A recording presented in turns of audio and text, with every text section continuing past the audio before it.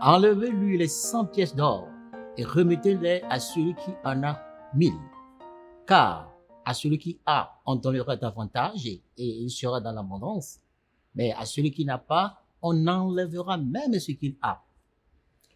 Bien-aimés, frères et sœurs dans la foi, la condamnation du troisième serviteur, celui-là qui a gardé fidèlement le talent qui lui a été remis, peut nous paraître contradictoire au premier constat. Parce qu'en lui remettant le talent, le maître n'avait rien dit sur l'utilisation qu'il devait en faire. Donc pour lui, il était question de prouver sa fidélité à son maître, qu'il connaissait très bien d'ailleurs, un homme dur, qui moissonne où il n'a pas semé et qui ramasse où il n'a pas répandu. Quoi de plus normal de garder sa propriété en toute sécurité et de la lui remettre le jour où il la réclame. C'était tout ce qui lui a valu la condamnation. Pourquoi?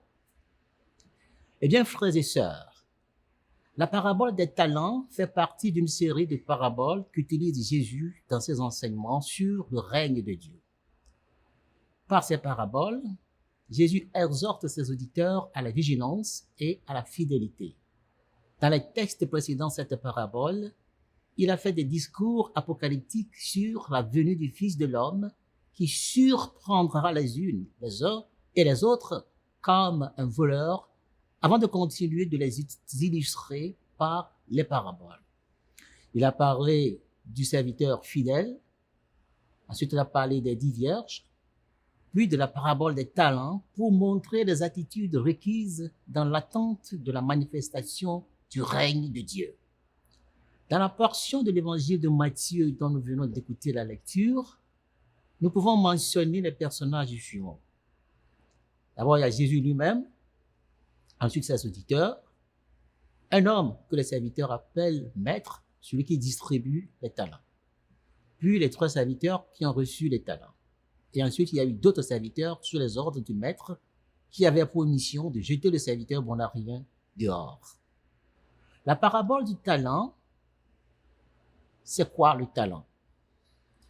Selon l'usage moderne du mot, le terme fait penser à la capacité ou au don que dispose une personne à faire quelque chose de façon appréciable, remarquable. Mais dans le contexte biblique, le talent correspondait à la valeur de plus de 34 kg d'or, une somme très importante qui représentait le salaire des dizaines d'années de travail d'un ouvrier.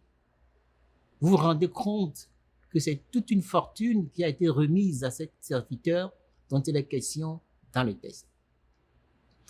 Les 2 premiers serviteurs ont eu l'audace de prendre des risques en utilisant l'argent de leur maître pour faire du business. Je parle de risque parce qu'il y a possibilité de faire faillite lorsqu'on se lance dans les affaires. C'est ce que redoutait le 3e serviteur. Voilà pourquoi il a jugé mieux de cacher et de protéger jalousement son talent dans un lieu sûr et de remettre au propriétaire lorsque il le lui redemandera. Mais avec courage et persévérance, les 2 premiers ont réussi à gagner d'autres talents. Le premier a gagné 5 autres et se retrouve avec 10 talents. Le second a gagné 2 autres et se retrouve avec 4. Et chacun a fait son compte au maître à son retour. À notre grande surprise, le 3e serviteur, qui se prenait pour le plus fidèle, en rendant le talent tel qu'il l'avait reçu, fut condamné.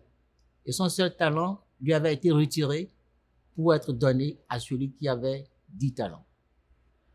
Il ressort de ce texte, de cet épisode, que nous devons faire attention dans la vie pour savoir profiter des bonnes occasions qui nous sont offertes en vue d'en tirer meilleur profit. Cela nécessite la vigilance, la persévérance et l'esprit de risque d'entreprise. La peur est à bannir de nos vies car elle est le frein ou l'obstacle à notre évolution dans tous les domaines. Les textes de ce jour demeurent toujours très actuels dans leur interprétation pour la vie pratique, économique, sociale, religieuse et spirituelle. Sur le plan religieux et spirituel, la communauté mathéenne issue du judaïsme avait ce besoin de risquer, d'oser pour rompre avec l'ancienne tradition, pour recevoir, envie de recevoir l'enseignement nouveau de Jésus, qui est un enseignement de rupture et de libération. Un enseignement qui permet la communion avec Dieu maintenant et lors de la seconde venue du Christ, comme le dit l'apôtre Paul aux Thessaloniciens, raison pour laquelle il faut demeurer vigilant et fidèle jusqu'à la mort.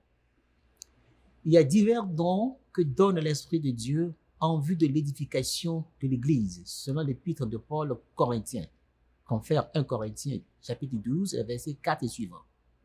Chaque personne a des talents ou des dons à fructifier. Et nos talents ne se développent que lorsque nous nous mettons à les fructifier, c'est-à-dire à les mettre au profit des autres. Aujourd'hui encore, nous voyons certaines communautés qui vivent dans la misère, non pas parce qu'elles sont pauvres, mais parce qu'elles ne sont pas initiées à rêver grand.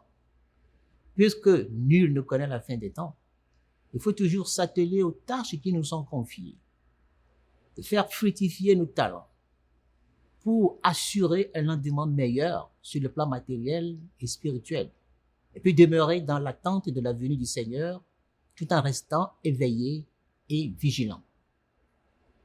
Nous devons cultiver l'esprit de risque d'entreprise qui est un indicateur du développement, très important pour les pays en voie de développement où l'on n'arrive pas à oser, où l'on se contente du pain quotidien, et ce qui se caractérise par la pratique des activités de subsistance seulement. En exemple, l'agriculture de subsistance. Les pays sous régime totalitaire n'arrivent pas à faire fructifier leurs talents parce que les revenus ne sont pas bien répartis, mais concentrés entre les mains d'une minorité, donc enterrés.